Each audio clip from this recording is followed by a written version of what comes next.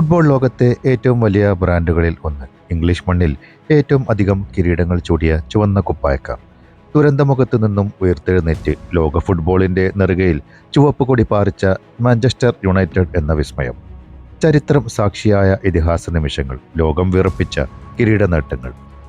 എന്നാൽ കഴിഞ്ഞ കുറച്ചു വർഷങ്ങളായി ഓൾഡ് ട്രാഫോർഡിൽ നമ്മൾ കാണുന്നത് അവരുടെ കഠിനമായ പോരാട്ടങ്ങളാണ്. സർ അലക്സ് ഫെർഗൂസന്റെ യുഗത്തിന് ശേഷം ഒരു പുതിയ പുലരിക്കായുള്ള കാത്തിരിപ്പിലാണ് യുണൈറ്റഡ് ആരാധകർ. എറിക് ടെൻ ഹാഗിന്റെയും റൂബൻ അമോറിമിന്റെയും പരീക്ഷണങ്ങൾക്കിപ്പുറം മൈക്കൽ കാരിക്കിന്റെ തന്ത്രങ്ങളിലൂടെ യുണൈറ്റഡ് അതിന്റെ പഴയ പ്രതാപത്തിലേക്ക് വീണ്ടും തിരിച്ചെത്തുമോ? 1878 ന്യൂട്ടൺ ഹീത്തിൽ തുടങ്ങി ഓൾഡ് ട്രാഫോർഡിലെ പുൽമൈതാനങ്ങളിൽ ഇതിഹാസങ്ങൾ രചിച്ച റെഡ് ഡെവിൾസിന്റെ ചരിത്രത്തിലൂടെ നമുക്കൊന്ന് സഞ്ചരിക്കാം. Welcome back to lyrics of the life. 1878 Lancashire Yorkshire റെയിൽവേയുടെ ചില ജീവനക്കാരാണ് ആദ്യമായി ഈ ക്ലബ് സ്ഥാപിക്കുന്നത്. അന്ന് ന്യൂട്ടൺ ഹീത്ത് LYR എന്നായിരുന്നു ക്ലബിന്റെ പേര്. 15 വർഷത്തോളം നോർത്ത് റോഡിലെ ചെറുതും പഴകിയതുമായ മൈതാനത്തിലാണ് ഇവർ കളിച്ചിരുന്നത്. 1893 സമീപ പട്ടണമായ ക്ലൈറ്റണിലെ ബാങ്ക് സ്ട്രീറ്റ് സ്റ്റേഡിയത്തിലേക്ക് അവർ കൂടുമാറി. തുടർന്ന് പേരിൽ നിന്ന് LYR എടുത്തു കളഞ്ഞ് ന്യൂട്ടൺ ഹീത്ത് FC എന്ന പേരിൽ ഒരു സ്വതന്ത്ര ക്ലബ്ബായി മാറി. എന്നാൽ അധികം വൈകാതെ തന്നെ സാമ്പത്തിക പ്രതിസന്ധിയെ തുടർന്ന് 1902 ക്ലബ് പൂട്ടേണ്ട അവസ്ഥയിലെത്തി. പിന്നീട് മാഞ്ചസ്റ്റർ ബിവറീസിന്റെ മാനേജിംഗ് ഡയറക്ടറായ ജോൺ ഹെൻറി ഡേവിസ് എന്ന വ്യവസായി ക്ലബിനെ ഏറ്റെടുക്കുകയായിരുന്നു. തുടർന്ന് ക്ലബിന്റെ പേര് മാറ്റണമെന്ന ചർച്ചയിൽ മാഞ്ചസ്റ്റർ സെൻട്രൽ, മാഞ്ചസ്റ്റർ സെൽറ്റിക് എന്നീ പേരുകളും അന്ന് ഉയർന്നു വന്നെങ്കിലും ലൂയിസ് റോക്ക എന്ന വ്യക്തിയുടെ നിർദ്ദേശപ്രകാരം 1902 ഏപ്രിൽ 26 മാഞ്ചസ്റ്റർ യുണൈറ്റഡ് എന്ന പുതിയ പേരിൽ ക്ലബ്ബ് രൂപീകരിക്കുകയുമായിരുന്നു. ക്ലബിന്റെ ഔദ്യോഗിക നിറവും മാറ്റുന്നത് അങ്ങനെയാണ്. ന്യൂട്ടൺ ഹീത്തിന്റെ പച്ചയും സ്വർണ്ണ നിറവും ഉപേക്ഷിച്ച് അവർ ചുവപ്പും വെള്ളയും നിറങ്ങൾ സ്വീകരിച്ചു. സാമ്പത്തികമായി മെച്ചപ്പെട്ടതോടെ ചെയർമാൻ ജോൺ ഡേവിഡ്സിന് ഒരു വലിയ സ്വപ്നമുണ്ടായിരുന്നു: ലോകത്തെ ഏറ്റവും മികച്ച സ്റ്റേഡിയം പണിയുക.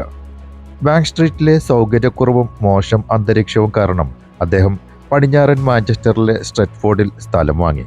പ്രശസ്ത ആർക്കിടെക്റ്റായ ആർക്കിബാൾഡ് ലീച്ചിനെയാണ് പുതിയ സ്റ്റേഡിയം രൂപകൽപ്പന ചെയ്യാൻ അദ്ദേഹം ഏൽപ്പിച്ചത്. അന്ന് ഏകദേശം 60,000 പൗണ്ടോളമായിരുന്നു ഇതിന്റെ നിർമ്മാണ ചെലവ്.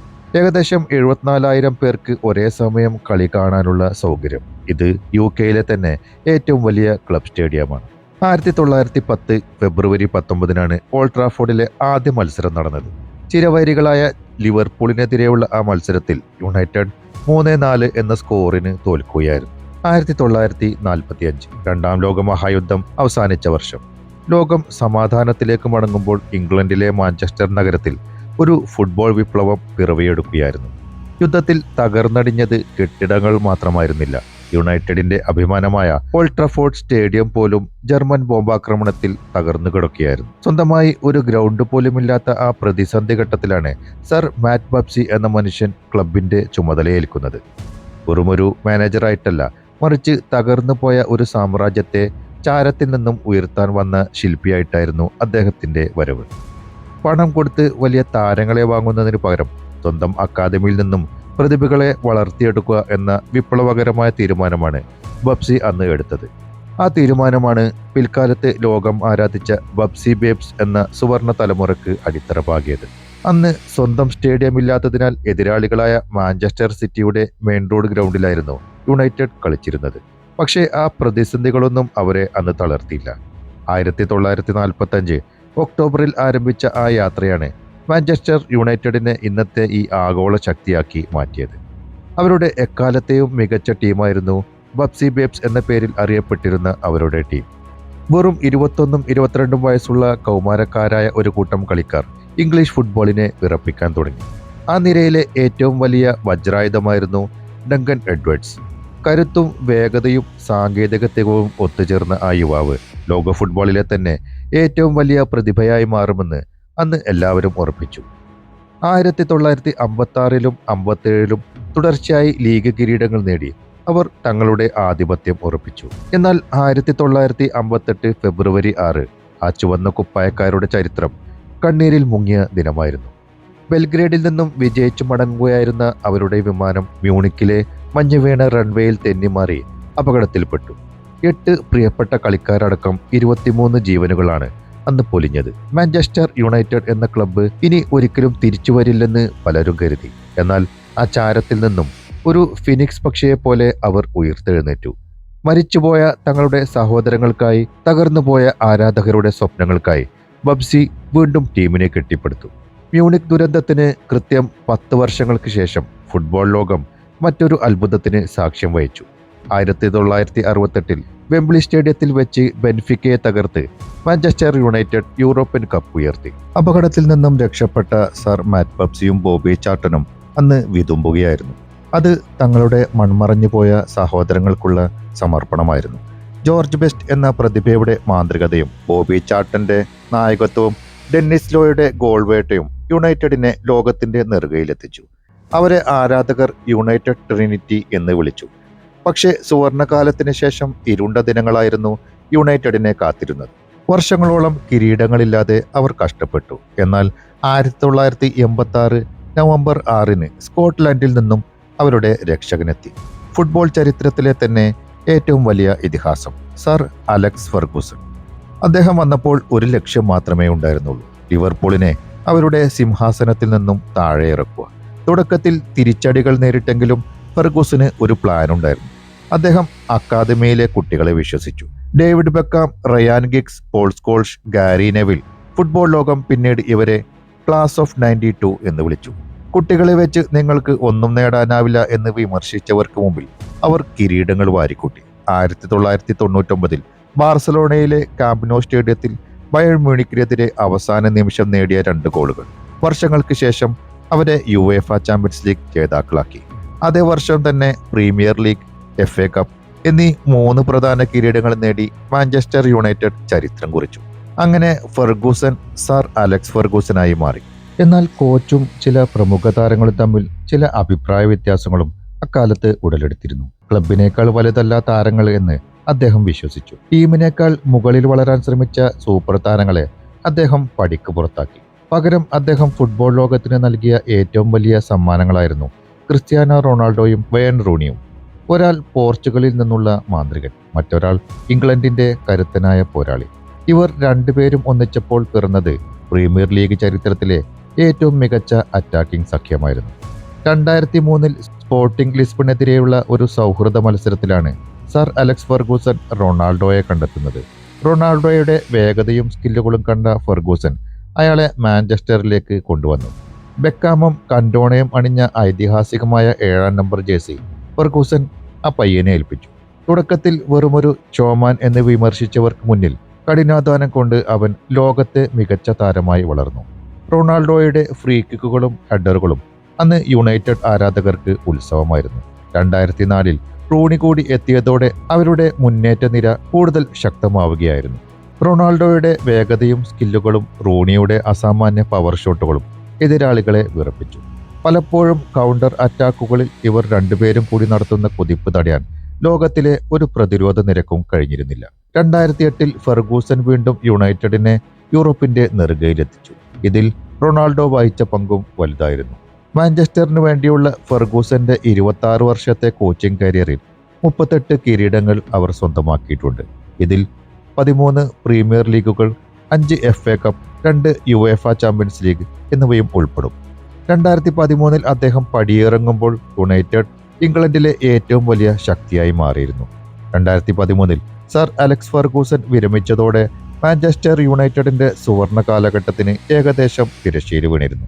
അദ്ദേഹം പടിയിറങ്ങുമ്പോൾ ആരാധകർ കരുതിയത് ഈ വിജയയാത്ര ഇനിയും തുടരുമെന്നാണ്.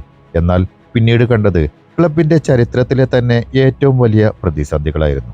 ഫെർഗൂസൺ തന്നെ തിരഞ്ഞെടുത്ത ഡേവിഡ് മോയസിൽ തുടങ്ങി ലൂയി വാൻ ഹാൽ, ജോസ് മൊറിനോ എന്നിങ്ങനെ പ്രമുഖരായ പല പരിശീലകരും ക്ലബിനെ നയിക്കാനെത്തി.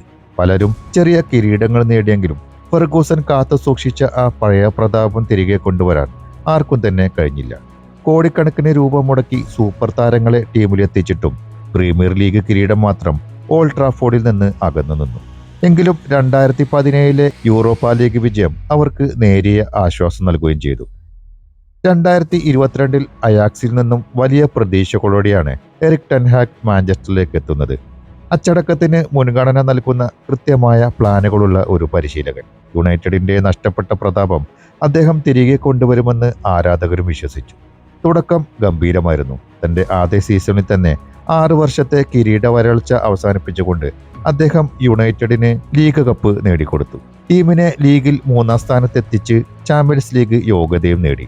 പക്ഷേ ടെൻഹാഗിന്റെ പാത അത്ര സുഖകരമായിരുന്നില്ല. ക്രിസ്ത്യാനോ റൊണാൾഡോയുമായുള്ള തർക്കവും അദ്ദേഹത്തിന്റെ പുറത്തുപോക്കും വലിയ വിവാദങ്ങൾക്ക് കാരണമായി. താരങ്ങളെക്കാൾ വലുതാണ് ക്ലബ്ബ് എന്ന നിലപാടിൽ അദ്ദേഹം ഉറച്ചുനിന്നു. മാർക്കസ് റാഷ്ഫോർഡിന്റെ മികച്ച ഫോമും അർജന്റീനയുടെ യുവതാരം ഗർനാച്ചോയുടെ ഉദയവും ഈ കാലഘട്ടത്തിലെ സവിശേഷതകളായിരുന്നു. 2-ാം സീസണിൽ പ്രീമിയർ ലീഗിൽ ടീം വല്ലാതെ പതറി. ചരിത്രത്തിലെ ഏറ്റവും മോശം പോയിന്റ് നിലയിലേക്ക് യുണൈറ്റഡ് വീണു. എന്നാൽ എല്ലാവരെയും അത്ഭുതപ്പെടുത്തിക്കൊണ്ട് 2024-ൽ FA കപ്പ് ഫൈനലിൽ കരുത്തരായ മാഞ്ചസ്റ്റർ സിറ്റിയെ തകർത്ത് ടെൻഹാഗ് യുണൈറ്റഡിന് മറ്റൊരു കിരീടം കൂടി സമ്മാനിച്ചു. ടെൻഹാഗിന് ശേഷം നിസ്റ്റൽറോയ് ആയിരുന്നു കുറച്ച് മാസങ്ങളിൽ അവരുടെ മാനേജർ. പിന്നീട് റൂബൻ അമോറിം 2026 വരെയും മാനേജർ സ്ഥാനം നിർവഹിച്ചു. റൂബൻ അമോറിമിന് ശേഷം മൈക്കൽ കാരിക്കാണ് ഇപ്പോൾ മാഞ്ചസ്റ്റർ യുണൈറ്റഡിന്റെ ഹെഡ് കോച്ച്. 2026 ജനുവരിയിലാണ് അദ്ദേഹം ചുമതലയേറ്റത്. കാരിക്ക് വന്നതിന് ശേഷം ടീമിന്റെ കളിശൈലി കൂടുതൽ ആവേശകരമായെന്നാണ് ആരാധകരുടെ വിലയിരുത്തൽ. കഴിഞ്ഞ കുറച്ച് ആഴ്ചകളായി യുണൈറ്റഡ് മികച്ച ഫോമിലാണ്. പ്രീമിയർ ലീഗിൽ നിലവിൽ അവർ 4-ാം സ്ഥാനത്താണ്. ചാമ്പ്യൻസ് ലീഗ് യോഗ്യത നേടാനുള്ള ശക്തമായ പോരാട്ടത്തിലുമാണ് അവർ. അവസാന 5 മത്സരങ്ങളിൽ 4 വിജയവും 1 സമനിലയുമാണ് ടീമിനുള്ളത്. പ്രത്യേകിച്ചും മാഞ്ചസ്റ്റർ സിറ്റിക്കെതിരെയുള്ള വിജയം കാരിക്കിന് കീഴിലുള്ള ടീമിന്റെ ആത്മവിശ്വാസവും വർദ്ധിപ്പിച്ചിട്ടുണ്ട്. പുതിയ സിസ്റ്റത്തിൽ കൂടുതൽ സ്വാതന്ത്ര്യത്തോടെ കളിക്കുന്ന ബ്രൂണോ ഫെർണാണ്ടസ് അസിസ്റ്റുകളുടെ കാര്യത്തിൽ ലീഗിൽ മുന്നിലാണ്. ബ്രയാൻ എബ്യൂമോ, ബെഞ്ചമിൻ സെസ്കോ എന്നിവരുടെ മികച്ച പ്രകടനം മുന്നേറ്റ നിരയിൽ ടീമിന് വലിയ കരുത്താണ് നൽകുന്നത്. അമോറിമിന് കീഴിൽ നേരിട്ട തിരിച്ചടികൾക്ക് ശേഷം കാരിക്കിന്റെ വരവ് യുണൈറ്റഡ് ആരാധകർക്ക് വലിയ പ്രതീക്ഷയാണ് നൽകുന്നത്. മാഞ്ചസ്റ്റർ യുണൈറ്റഡിന്റെ ചരിത്രത്തിലെ സുവർണ അധ്യായം ഏതെന്ന് ചോദിച്ചാൽ എല്ലാ ആരാധകരുടെയും മനസ്സിൽ തെളിയുന്ന ഒരു വർഷമുണ്ട്. 1999. ക്യാമ്പ് നോവിലെ ആ വിസ്മയിപ്പിക്കുന്ന രാത്രിയിൽ തോൽവിയുടെ വക്കിൽ നിന്ന് പൊരുതിക്കയറി ചാമ്പ്യൻസ് ലീഗ് കിരീടം ഉയർത്തിയ ആ നിമിഷം. പ്രീമിയർ ലീഗും FA കപ്പും ചാമ്പ്യൻസ് ലീഗും ഒരേ വർഷം സ്വന്തമാക്കിയ യുണൈറ്റഡ് ലോക ഫുട്ബോളിനെ വിസ്മയിപ്പിച്ച ആ ട്രിപ്പിൾ വിജയം. മാഞ്ചസ്റ്റർ യുണൈറ്റഡിന്റെ ഹോം ഗ്രൗണ്ടായ ഓൾഡ് ട്രാഫോർഡിനും ചില പ്രത്യേകതകളുണ്ട്. അതിലെ പ്രധാന ഭാഗങ്ങളിലൊന്നാണ് സർ അലക്സ് ഫെർഗൂസൺ സ്റ്റാൻഡ്. ക്ലബിന്റെ എക്കാലത്തെയും മികച്ച മാനേജറുടെ പേരിൽ അറിയപ്പെടുന്ന നോർത്ത് സ്റ്റാൻഡ്. മറ്റൊന്നാണ് സ്ട്രെറ്റ്ഫോർഡ് എൻഡ്. മാഞ്ചസ്റ്റർ യുണൈറ്റഡിന്റെ ഏറ്റവും ആവേശഭരിതമായ ആരാധകർ ഒത്തുകൂടുന്ന വെസ്റ്റ് സ്റ്റാൻഡ്. പിന്നെ സർ ബോബി ചാൾട്ടൺ സ്റ്റാൻഡ്, ഇതിഹാസ താരം ബോബി ചാൾട്ടന്റെ പേരിൽ അറിയപ്പെടുന്ന സൗത്ത് സ്റ്റാൻഡ്. അതുപോലെ ഈസ്റ്റ് സ്റ്റാൻഡ്. ഇതിനു മുന്നിലാണ് George Best, Dennis Law, Bobby Charlton എന്നിവരുടെ യുണൈറ്റഡ് ട്രിനിറ്റി പ്രതിമ സ്ഥിതി ചെയ്യുന്നത്. മാഞ്ചസ്റ്റർ യുണൈറ്റഡ് എന്നത് കേവലം ഒരു ഫുട്ബോൾ ക്ലബ്ബ് മാത്രമല്ല, അത് അതിജീവനത്തിന്റെയും പോരാട്ടവീര്യത്തിന്റെയും അടങ്ങാത്ത ആവേശത്തിന്റെയും കഥയാണ്. മ്യൂണിക്കിലെ ദുരന്തത്തിൽ നിന്ന് ഫീനിക്സ് പക്ഷിയെപ്പോലെ ഉയർത്തെഴുന്നേറ്റ ചരിത്രം മുതൽ സർ അലക്സ് ഫെർഗൂസന്റെ സുവർണകാലം വരെ ഈ ചുവന്ന കുപ്പായത്തിന് പിന്നിൽ ലക്ഷക്കണക്കിന് ആരാധകരുടെ ഹൃദയമിടിപ്പുമുണ്ട്.